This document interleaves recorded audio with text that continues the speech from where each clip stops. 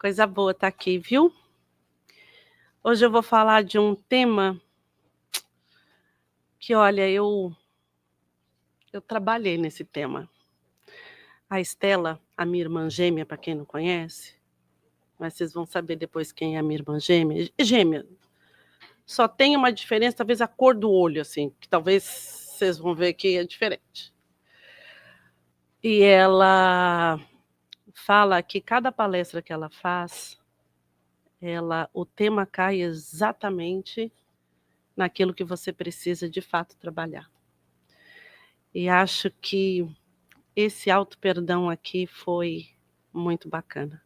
Então, eu vou compartilhar. Eu sempre falo que eu vou compartilhar o que eu estudei, o que eu pesquisei, o que eu li, o que eu senti, o que eu identifiquei, tá? Auto-perdão, eu sempre vi o auto-perdão muito mais no conceito do que na prática. Porque conceituar a gente sabe, né? Os efeitos, o que a gente precisa fazer, o que é o auto-perdão. Então, aqui, eu quero trazer a essência, né? O que a gente anda fazendo com esse auto-perdão aí na nossa vida. E aí eu começo a falar numa frase de Emmanuel, que ele fala o seguinte, essa reticências aqui, ele diz o seguinte, que o remorso é o primeiro estágio que você tem para começar uma nova escalada, né? De um recomeço de alguma coisa. Então, aqui o que eu quero dizer, eu não vou classificar o que é o auto-perdão, a culpa, porque a gente minimamente sabe o que é isso, mas a gente vai conversando e se aprofundando um pouco nesse tema. E aí ele fala o seguinte, é preciso não esquecer que ninguém se reconforta unicamente com o reconhecimento da culpa. E isso me chamou a atenção, porque invariavelmente eu percebo que a culpa, às vezes, me coloca num lugar. E esse lugar, talvez de forma inconsciente, ele gera para mim algum tipo de proteção. E é isso que nós vamos falar um pouquinho mais hoje, tá? Quais são os tipos de culpa que nós temos? Nós temos a culpa do passado. E aí a gente pode entender o passado dessa vida, né? E o passado de outras vidas. Às vezes você vem com o sentimento de que, gente, essa vida eu não quero casar de jeito nenhum. Pelo amor de Deus. Se aparecer um pretendente, estou virando a outra esquina. Para não querer. Mas da onde vem isso? Eu sou a pessoa que vos fala porque eu falava isso. Entendeu? Eu não vou casar, imagina. Eu casar? Imagina, tô louca. Então, Sandra, você vai arranjar ainda um negão, Sandra. Pior que eu arranjei. Bem, arranjei um negão sarado, que eu tô casada há pelo menos há 30 anos. Mas o que é bacana é que eu não sabia muito bem de onde que vinha essa coisa do casamento, porque ao mesmo tempo que eu não queria casar de jeito nenhum, me via num casamento, o que era Sandra numa cerimônia. Às vezes eu nem conhecia a noiva, eu me acabava de chorar. Aquilo era algo, eu falei assim, meu Deus, se você com essa moça, nem sei quem é, mas eu chorava. Era algo que falava dentro de mim. E era uma dor que eu não sabia explicar. Então, eu comecei a perceber, assim, o que tem aqui, né? De um lado eu tenho a repulsa que eu não quero, e o outro, quando eu vejo essas relações, eu lembro que eu fui uma vez na casa de um amigo, despretensiosamente, a gente trabalhava juntos, e a gente trabalhou até muitas horas, né? E aí ele falou assim, Sandra, eu vou embora, que eu vou para minha casa, a família inteira tá lá para comer um fundi. Eu falei assim, fundi? É. Ai, que legal, deve ser gostoso isso. Eu falei assim, você nunca comeu fundi? Eu falei assim, não. Aí, então você vai agora na minha casa, comer um fundi. E aí eu fui. E aí eu fui também despretensiosa, né? E aí quando eu cheguei, eu nunca mais esqueci essa cena. Era a cena da família perfeita.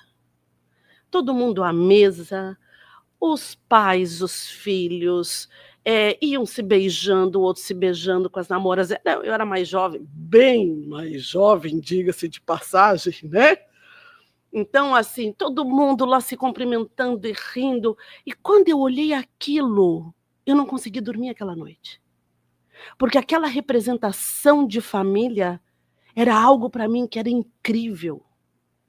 E aí eu fui juntando essas coisas, eu falei assim: "Mas por que que eu hoje, quando eu vou numa situação como essa, isso me brilha os olhos, no fundo eu até queria aquilo, né.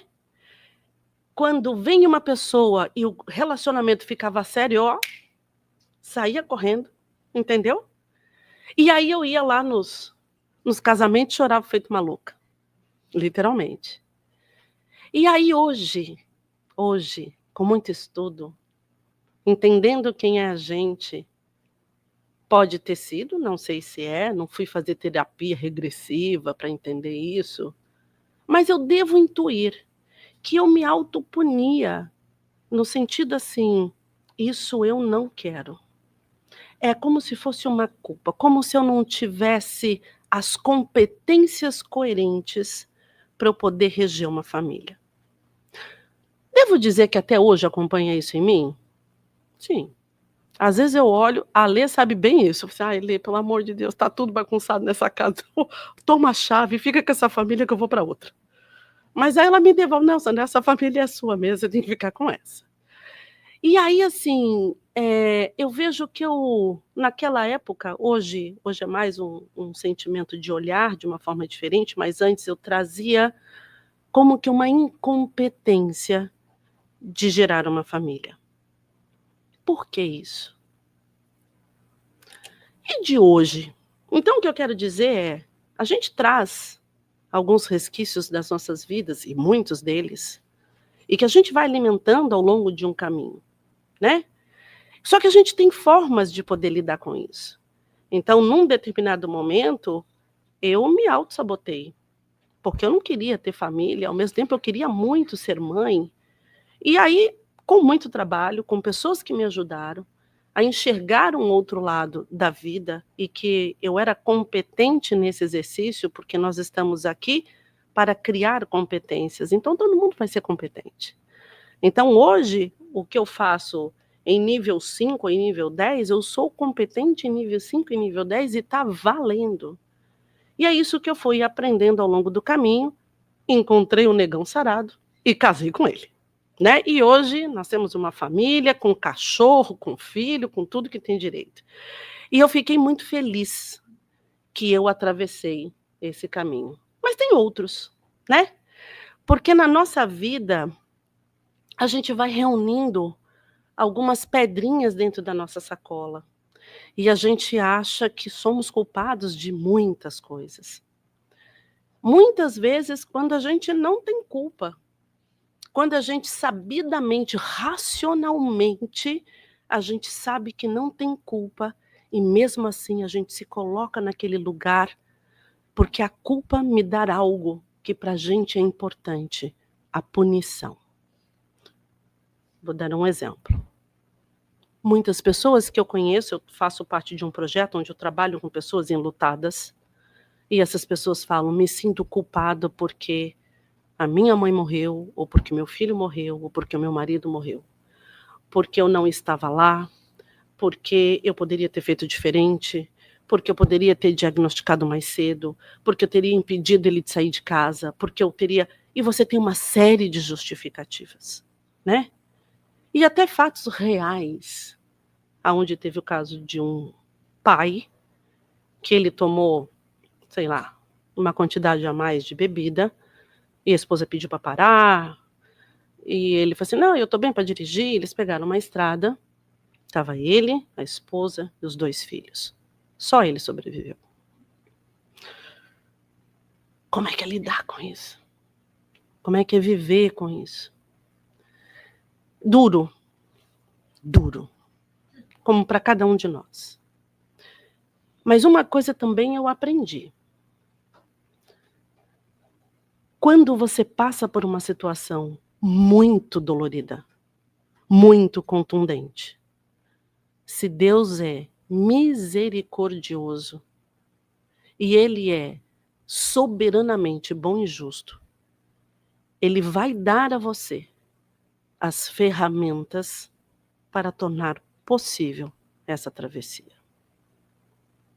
Isso eu aprendi. E com base nisso, eu entendi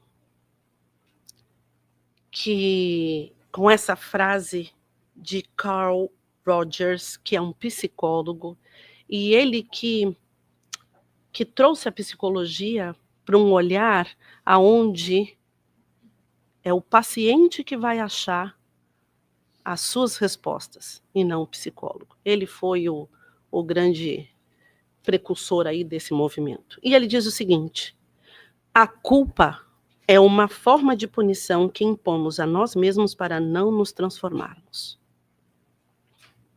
Muitas vezes, a gente pega a culpa para ficar naquele celeiro da dor. Naquele celeiro aonde eu quero me colocar sempre para baixo. E é uma forma muito mais inconsciente, eu posso dizer que está em nível de espírito, que eu quero me estagnar aqui onde eu estou. E para a gente completar isso, eu vou trazer uma história que a gente está vivendo aqui, que é um livro Libertação, que é a história de Gregório. Eu vou fazer aqui um compilado da história de Gregório. Então, quem é Gregório?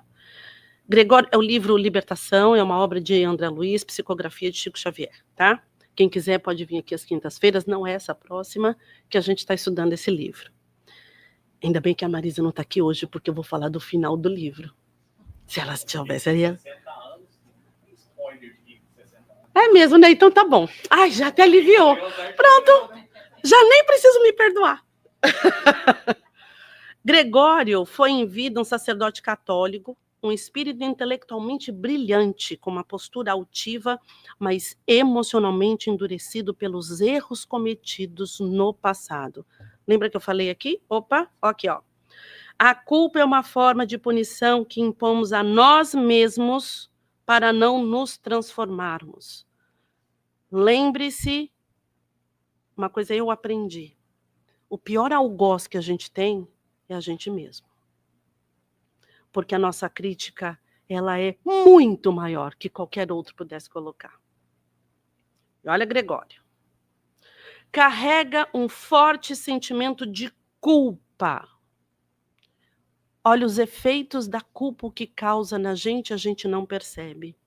Mas esconde isso por trás de uma aparência de controle e poder, para evitar encarar a dor da própria consciência.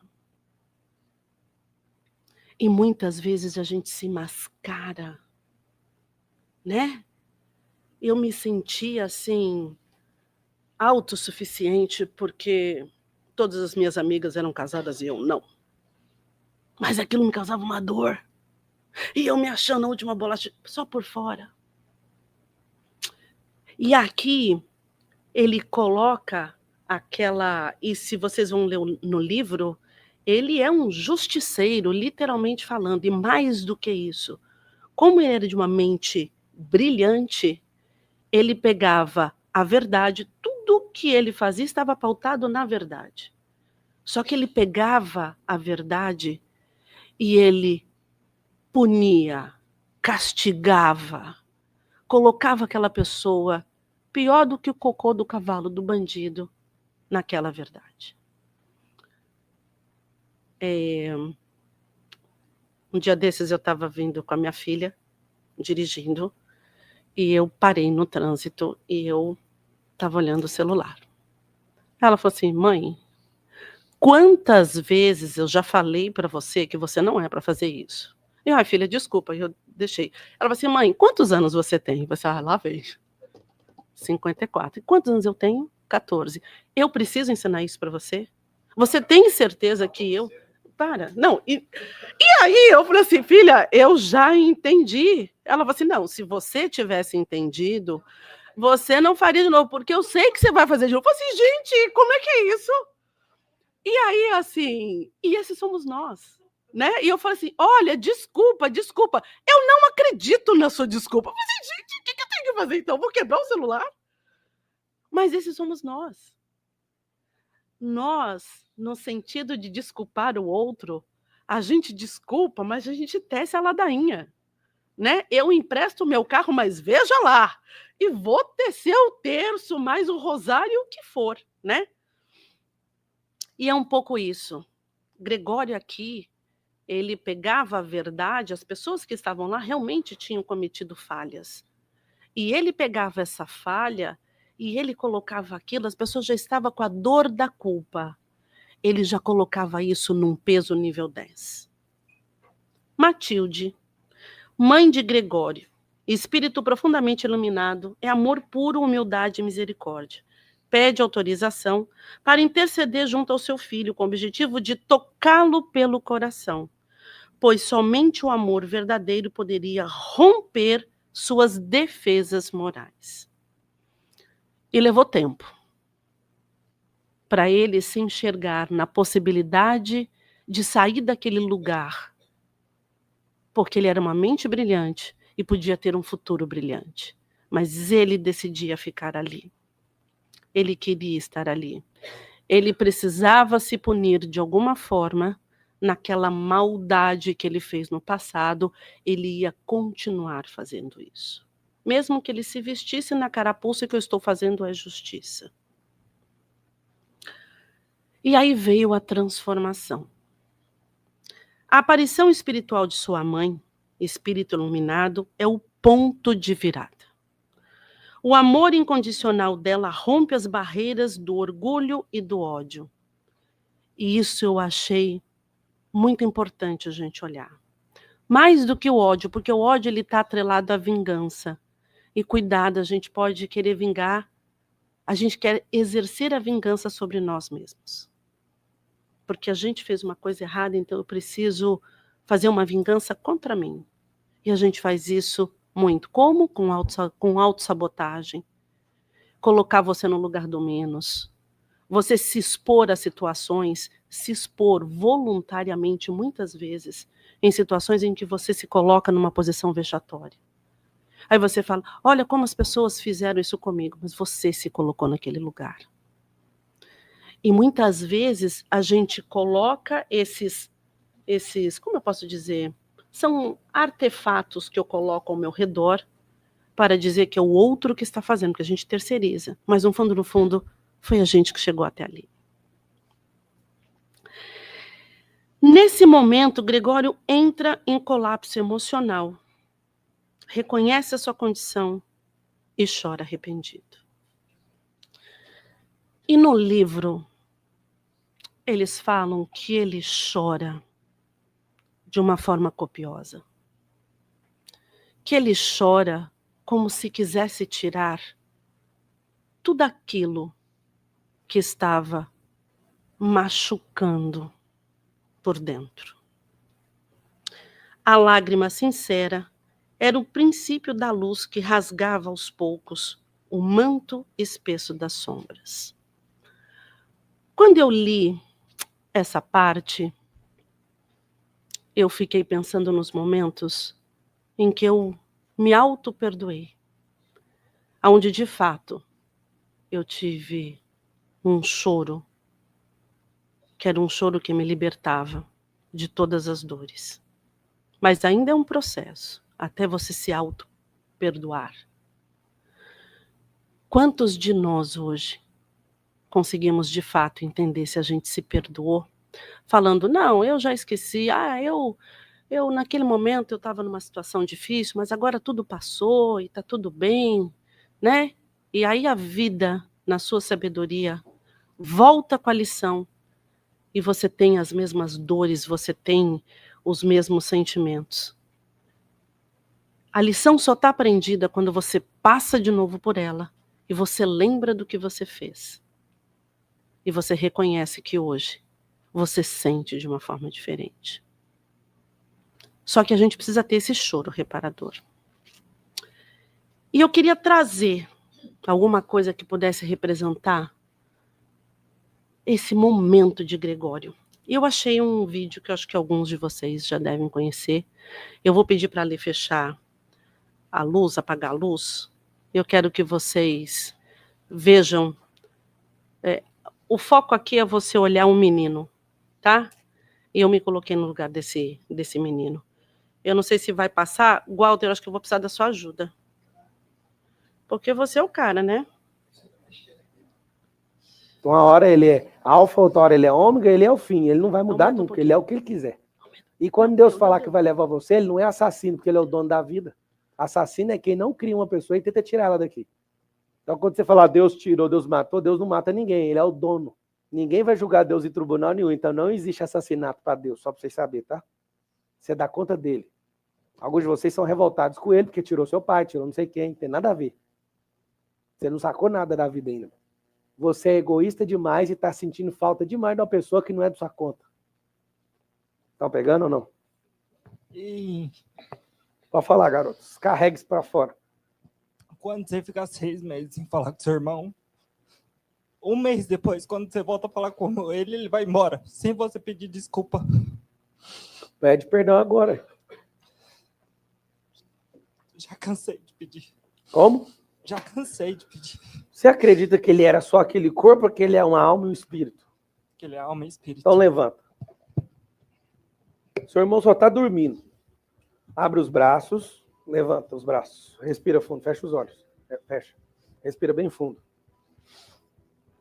Qual que é a diferença de idade? Vocês dois? Diferença de idade? 3 anos. Vocês brincaram doidado, não foi? Volta quando vocês eram pequenos e vocês curtiam a vida doidado, dando porrada no outro, brincando, curtindo. Lembra dessa imagem? Respira fundo. Respira.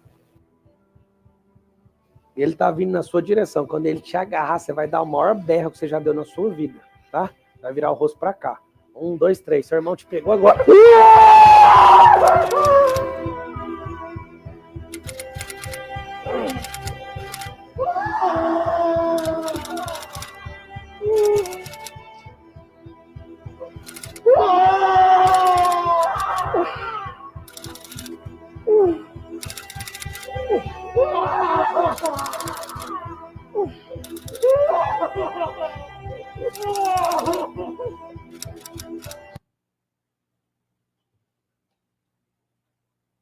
Quando eu vi esse vídeo, eu fiquei pensando assim, que muitas vezes a gente precisa ter essa oportunidade de colocar tudo para fora. E às vezes a gente se coloca nesse papel de que eu não posso chorar, eu não posso sentir, eu tenho que levar para frente, eu tenho que sucumbir isso não faz parte de mim, mas se eu não fizer isso, eu não consigo olhar para mim. E aí a gente tem uma crença de que cuidar dos outros, olhar para o outro, é uma forma de cuidar de nós. E quanto mais a gente olha somente para os outros e só pensa nos outros, esse coração fica desse tamanho vazio. Porque nós somos o maior patrimônio que nós temos. Nós somos herdeiros de nós mesmos. E se a gente não cuidar da gente, quem é que vai cuidar? Joana diz, ela afirma, nem diz, ela afirma, que a culpa deve ser compreendida e transformada. Por quê? Pois ficar preso a ela nos paralisa espiritualmente. A culpa é resquício das experiências mal vividas. Quando não canalizada para a responsabilidade, torna-se corrosiva, gerando autodestruição. E aqui eu vou trazer 2 aspectos importantes. Primeiro, a culpa tem que ser compreendida. Ela não tem que ser engolida. Eu preciso sair desse lugar da culpa, eu vou sair amanhã. Amanhã eu vou ali na loja, vou comprar aqueles frasquinhos que fala como não ter culpa, vou ler todo dia e isso vai passar. Quando eu compreendo, eu consigo me transformar. Por que muitas vezes a gente está sempre no mesmo lugar, sempre no mesmo lugar? Porque a gente ainda não compreendeu. Como diz lá o moço, a gente não pegou a visão. Se a gente não conseguir pegar a visão, fica difícil a gente gerar qualquer transformação. Por quê? Porque a gente não tem um olhar para aquilo. Como é que eu vou transformar aquilo que eu não estou reconhecendo? E um outro ponto que eu achei incrível que Joana coloca, que enquanto eu não aprender que a culpa ela é resquícios das experiências mal vividas, quando não canalizada para a responsabilidade. Eu posso ser responsável por aquilo. Mas eu não preciso ficar nesse lugar de culpa. Por que a gente não precisa ficar nesse lugar de culpa? Dá um exemplo. Seu filho foi lá e riscou a parede todinha. Por mais que eu tivesse falado, filho, não faz isso. Riscou a parede toda. Ele é culpado? Você culpa seu filho por causa da parede? Ou você, quando fala com ele, você age com ele de forma, assim espero, de pedagógica, sem o chinelo, né? E explica para ele que aquilo não é a melhor coisa a se fazer. Ou quando ele quebra alguma coisa, eu explico para ele o porquê que ele não pode fazer aquilo. Então, muitas vezes a minha filha falava, mãe, você não me ama ou você não gosta de mim. Eu falei assim, não, eu amo você. O que eu não gostei foi da sua atitude. Nada tem a ver com você, e sim o que você fez. Isso pode ser corrigido, isso pode ser trabalhado. E assim, Deus para conosco. Então a gente pega o nosso erro e assume que o erro somos nós, mas nós estamos em processo de aprendizagem. E a gente só vai aprender errando, porque é assim que a gente aprende, ainda. E por que é tão difícil o auto-perdão? Isso vem desde quando a gente era pequeno, lá de Barbacena. Só para quem é velho que sabe o que eu quero dizer com isso. Quem é novo nem sabe o que é. E é o seguinte, por que é tão difícil a gente se auto-perdoar? Por que a culpa ainda é o lugar que mais a gente predomina, né? Porque a gente aprendeu isso. Isso é uma herança que vem de anos e anos e anos e anos e anos e anos. Então, falta de modelo sustentável de perdão. E eu não estou falando de Jesus, eu estou falando do dia a dia aqui, ó.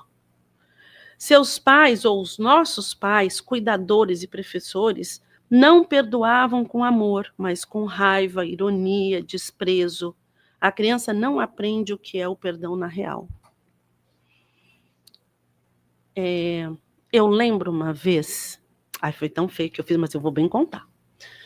Eu fui com a minha tia, eu tinha, 9, 10 anos de idade. Eu fui no mercado e lá estava tendo uma promoção que eram umas latinhas de Nescau em miniatura.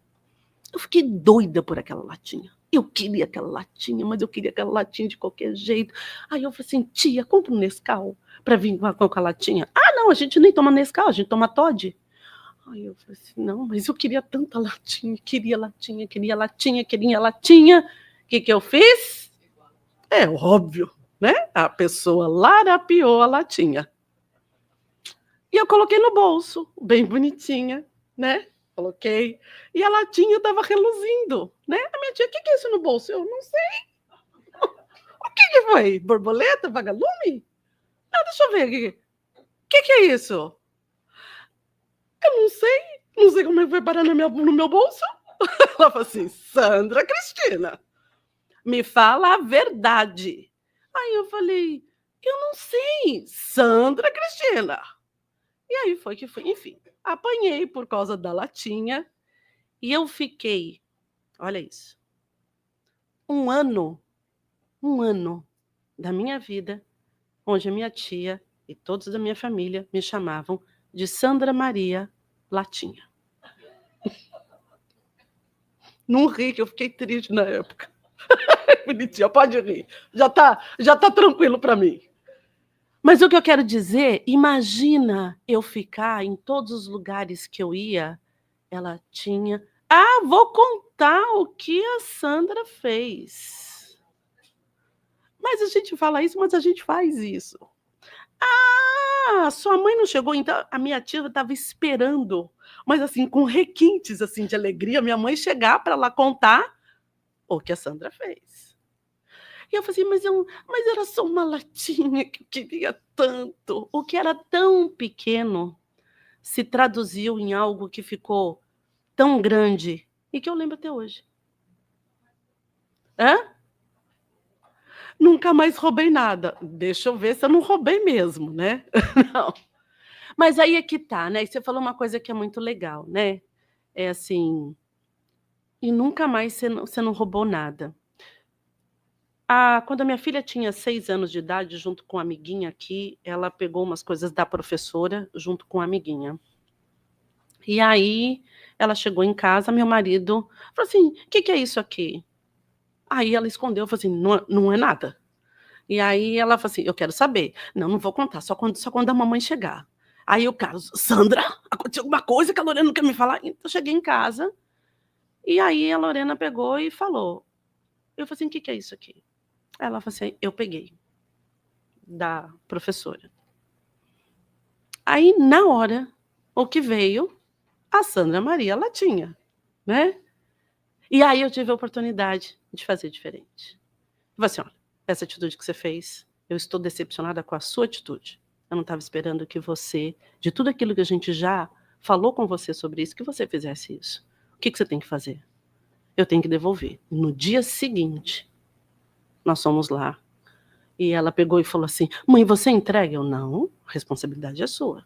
Quem tem que entregar é você, e você tem que dizer à sua professora o que você fez. E pedir desculpas a ela.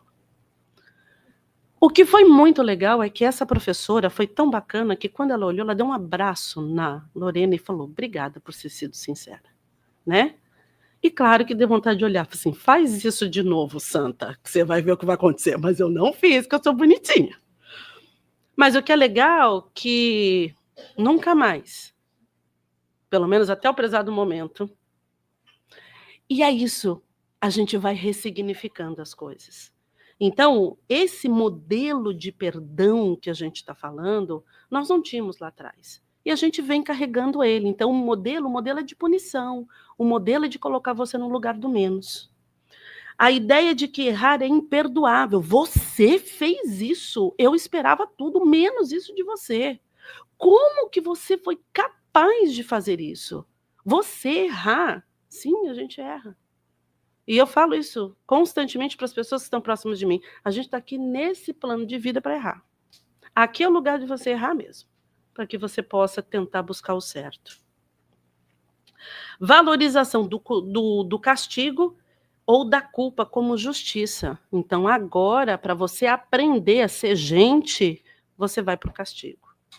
Só que muitas vezes, na nossa época, não sei se hoje é assim, acho que hoje talvez esteja mais elaborado, mas a gente não explicava por que a gente estava de castigo. Eu apanhava e nem sabia por quê. Apesar que eu também não era gente que cheirasse, não. Mas que pelo menos assim, me explique o porquê que eu estou apanhando, né? O que foi? Qual é o erro? E muitas vezes, e bem aquela frase, eu não sei porque eu estou batendo, mas você sabe porque você está apanhando. E era bem isso a nossa época. Esse é um ponto que me chama muita atenção. A busca por perfeição para ser amado. Eu tenho que ser a princesinha da mamãe, eu preciso ser o príncipe, eu tenho que me comportar. E às vezes eu não consigo ser o príncipe, às vezes eu sou o lobo mau. E às vezes a gente tem que reconhecer que o nosso filho, a nossa mãe, o nosso tio, o nosso marido é o lobo mau. E eu tenho que achar o lado legal, o lado bacana desse lobo mau, para que a gente possa chegar nesse ajuste. E muitas vezes eu crio uma expectativa que é muito pautada no que eu construo no outro, né? E aí você exerce naquela pessoa uma perfeição que não existe. E aí quando ela falha ali em alguma coisa, cadê a minha princesa? Cadê o meu príncipe? E o último aspecto aqui são as mensagens religiosas mal compreendidas, né? Ou seja, que Deus, ele é o punidor, Deus está ali para te castigar, Deus não admite erro, Deus, ele vai, inclusive tem gente que coloca Deus como cangaceiro. Eu não vou fazer nada, mas você sabe que a mão de Deus é a mão poderosa. E que muitas vezes a gente erra porque a gente ainda não aprendeu certo. A gente erra porque a gente ainda não conheceu o outro lado dessa forma de ser. Para a doutrina espírita, auto-perdão é, Allan Kardec dizendo isso, indulgência para com as imperfeições dos outros é uma caridade. E o reconhecimento das próprias falhas é o primeiro passo para melhorar. Isso é bacanudo demais. Porque enquanto a gente só está na culpa, a gente não tem esforço para poder melhorar. Eu estou na culpa, todo mundo está ali cuidando de mim, está todo mundo ali falando, está todo mundo até me poupando até, né? Porque eu estou naquele lugar do menos, naquele lugar. Ah, então ele é assim mesmo, então deixa. Só que eu não cresço. Só que eu não vou evoluir. Só que eu não vou dar o passo a mais. Só que eu não vou medir a minha competência de ser um pouquinho diferente do que eu sou hoje. E é isso. Quando a gente olha a minha imperfeição, a culpa ela tem que chegar num nível de um remorso para despertar que eu posso fazer diferente. A partir daí, ó, bola para frente.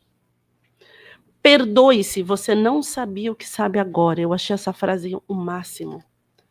Às vezes a gente se coloca nesse lugar achando que nós somos perfeitos, mas a gente não é, gente. Não somos, nem um pouquinho. Porque senão não estaríamos aqui.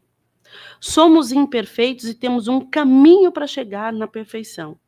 Os erros e equívocos fazem parte do processo, porque ainda é dessa forma que a gente aprende. Nós não aprendemos de outra forma ainda. Então eu tenho que olhar, olhando para o que eu fiz, foi imperdoável. Claro que foi imperdoável. Hoje, porque você tem mais conhecimento. Só que naquela época você tinha o mesmo conhecimento? Você sabia as mesmas coisas? Não. Então, como é que nós conseguimos julgar aquela pessoa lá atrás com os conteúdos que nós temos hoje? Não faz sentido? Porque quando a gente olha a criança, a gente mede a criança pela criança.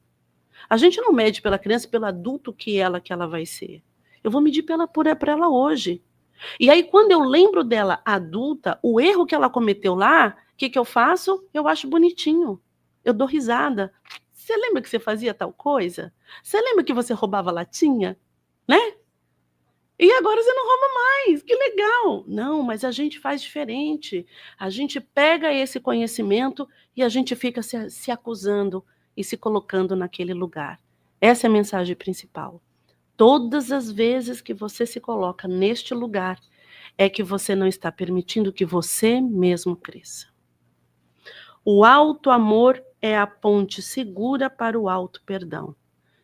Quem é a primeira pessoa que tem que olhar para com você ou para você com generosidade? É você. Se você não conseguir fazer isso com você, eu afirmo a você, ninguém vai conseguir. Você só consegue ter aquilo que você espelha. Por mais dor que você tenha. Autogentileza. É olhar para você e entender que faz parte do processo determinadas coisas. Não é dar o tapinha nas costas e falar assim, não, tá tudo bem. Na próxima vai ser diferente. Não.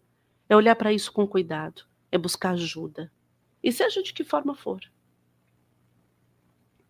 Não se detenhas na sombra do remorso inútil. Corrija o erro e segue adiante. Porque Deus te espera na construção do bem. E é isso, gente. Tá todo mundo aqui a caminho, é um segurando a mão do outro. Né? Então é um olhando para o outro, então vamos lá, vamos seguir. Eu lembro que eu tinha um chefe e eu achei tão legal isso que nós tínhamos que fazer um inventário, trabalhava no Pizza Hut na época, lá no Brasil. E nós tínhamos que fazer um inventário de toda a loja. Então, você tinha os inventários semanais e o inventário mensal, que era para contar do palito de dente até a máquina de fazer a pizza, né? E aí ele já tinha feito todo o inventário, só precisava fazer a correção. Ele, Sandra, só bate os números lá para mim. Eu, claro, pessoa, trainee, pessoa super lá, motivada. E aí eu apertei um botão que eu zerei o inventário todo. Só o inventário do mês todo. Aí eu falei assim, gente, como é que eu vou lá falar isso para ele? Aí eu lembro que uma amiga minha, ela falou assim, Sandra, o inventário. A minha cara já estava assim, o inventário? Ela, Sandra, o que você fez com o inventário? Ela olhou, Sandra, você zerou o inventário. Eu não vou ter coragem de falar isso para ele. Você vai falar isso para ele. Aí eu falei assim, eu vou. Não tem outro jeito, né? E aí eu fui lá. E eu lembro que eu olhei para ele. Aí eu falei assim, Sodré, tem uma coisa para falar para você. Ele, o que foi? Eu zerei todo o seu inventário. E comecei a chorar, a chorar, a chorar. Aí ele falou assim, calma.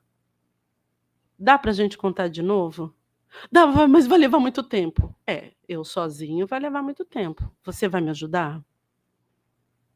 Claro que eu vou. Você fez isso porque você quis? Você queria me ferrar? Não, Sodré, eu gosto de você. Tá tudo bem, então vamos fazer.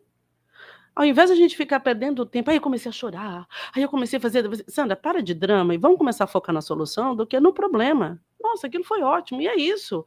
E eu tava lá, meu Deus, eu preciso desse emprego, você não vai ser mandado embora, falando que você precisa trabalhar. Então sai desse lugar aqui que você está se colocando e vamos, mãos à obra. E é isso que ele está dizendo. E às vezes a gente perde tanto tempo criando a justificativa para ficar naquele lugar. Ai, meu Deus, por que eu fiz? Não, bora fazer diferente. O que eu vou fazer? E nós temos exemplos aqui que são maravilhosos, que Jesus, essa espiritualidade nos dá de uma forma muito especial. E aqui de todos, eu vou trazer 3. Paulo de Tarso, doutor da lei.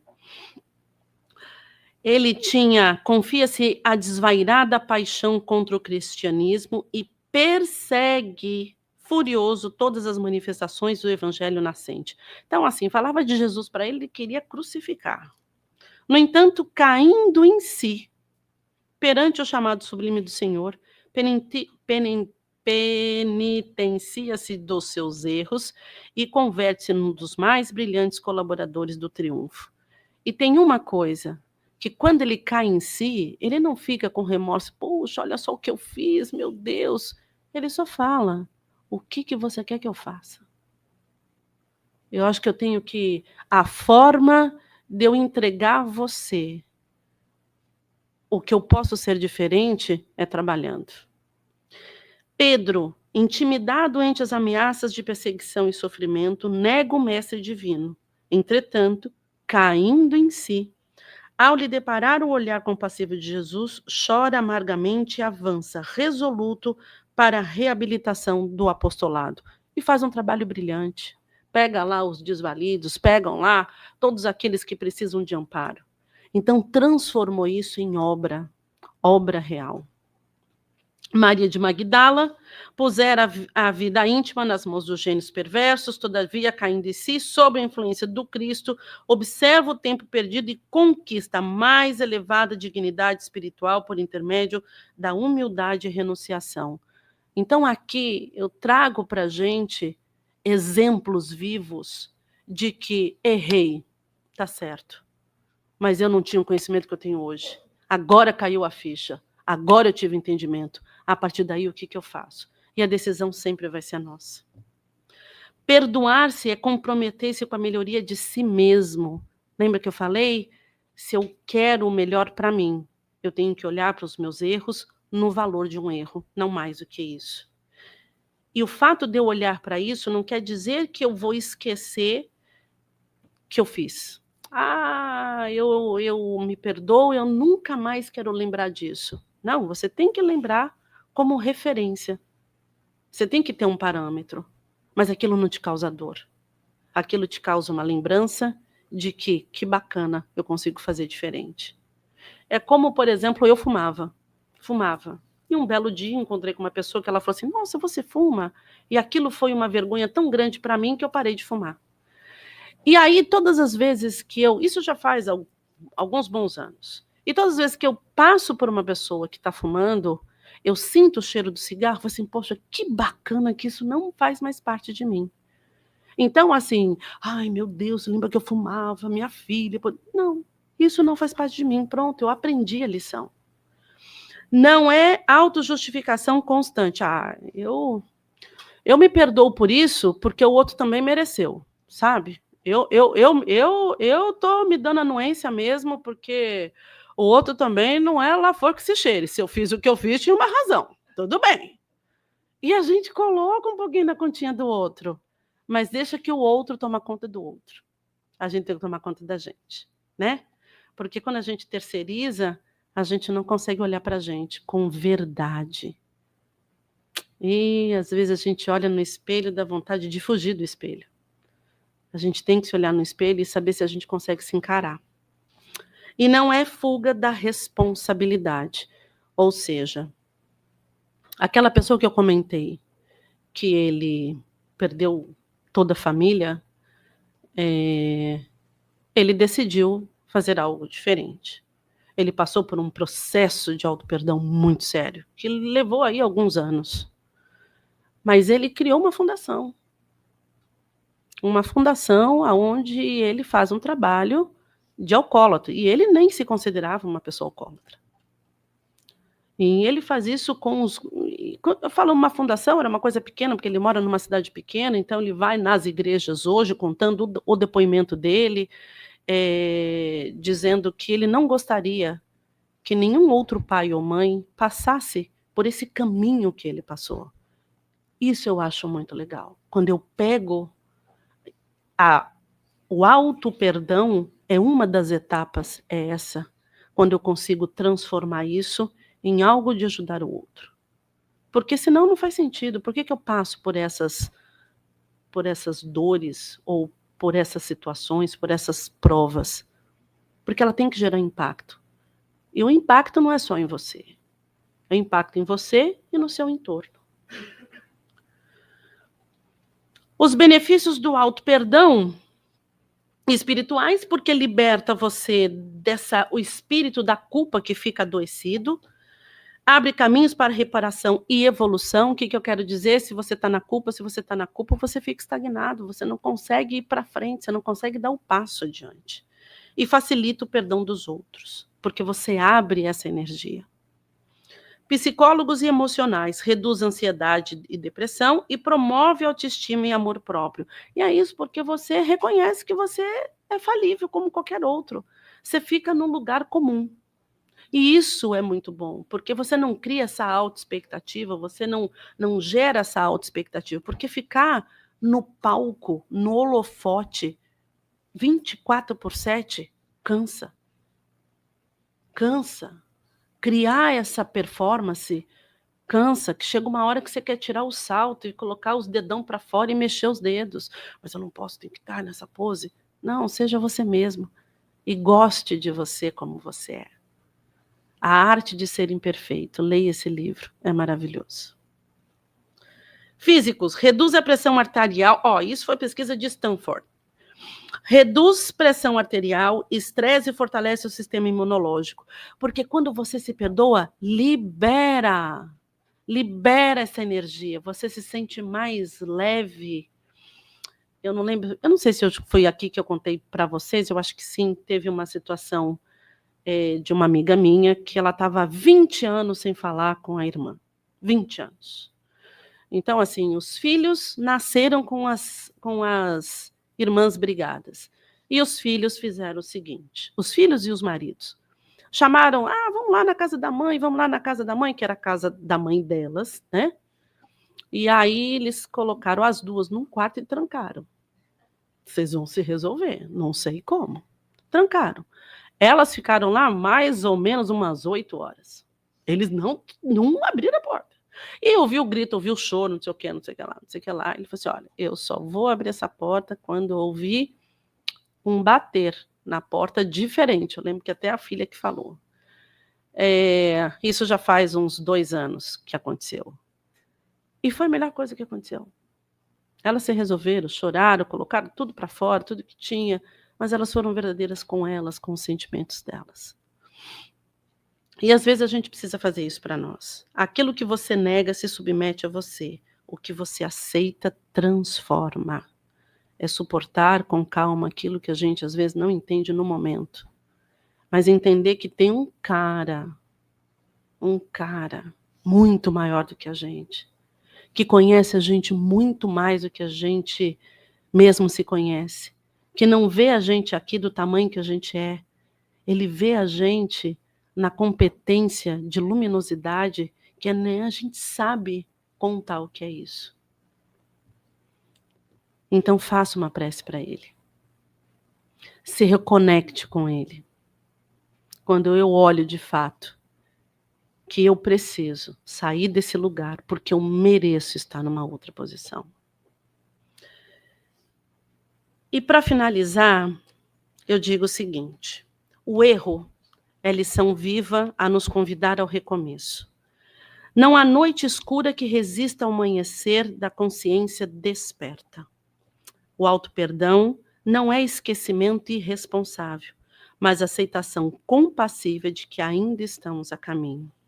Somos viajores da eternidade e a cada queda, se bem compreendida, é impulso para voos mais altos. Deus não nos criou para o remorso eterno, mas para a luz do entendimento e a paz da renovação. Quando nos perdoarmos de verdade, damos ao Cristo dentro de nós a chance de viver e guiar os nossos passos. Obrigada, gente.